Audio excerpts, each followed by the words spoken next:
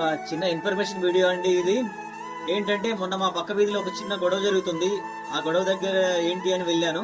అక్కడ అది అక్కడ ఏమనాలో వాళ్ళని, ఎంత సిల్లీ మ్యాటర్ అంటే అది చాలా సిల్లీ మ్యాటర్ అండి నా దృష్టిలో అయితే. ఎందుకంటే వరుసగా 2 సార్లు అమ్మాయి పుట్టిందని ఆ భర్త తాగొచ్చి తన భార్యని వేధిస్తున్నాడంట.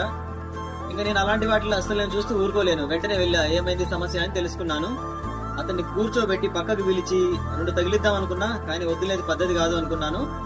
కూర్చోబెట్టి, ఏమండి, XX అనే క్రోమోజోములు అమ్మాయిలో ఉంటాయి, XY అనే క్రోమోజోములు మగాడిలో ఉంటాయి.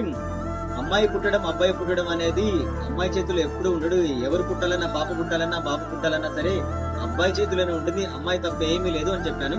ఎలా అంటే XX అనే క్రోమోజోములు అమ్మాయిలో ఉంటాయండి, XY అనే క్రోమోజోములు అబ్బాయిలో ఉంటాయి. తన నుండి X క్రోమోజోమ్ వెళ్ళిందనుకో అమ్మాయిగా పుడుతుంది. అదే అబ్బాయి నుండి Y క్రోమోజోమ్ వెళ్ళిందనుకో అబ్బాయి పుడతాడు. అంతే, సింపుల్ లాజిక్ ఇది. దీనికోసం వాళ్ళనెవరినో అయినా అసలు ఇలాంటి ఎవరు పుడితే ఏంటండి? మంచిగా చదివించి వాళ్ళకి ఒక భవిష్యత్తు ఇవ్వండి చాలు. ఎవరు పుడితే ఏంటి? పిచ్చోళ్ళ మీరేమైనా?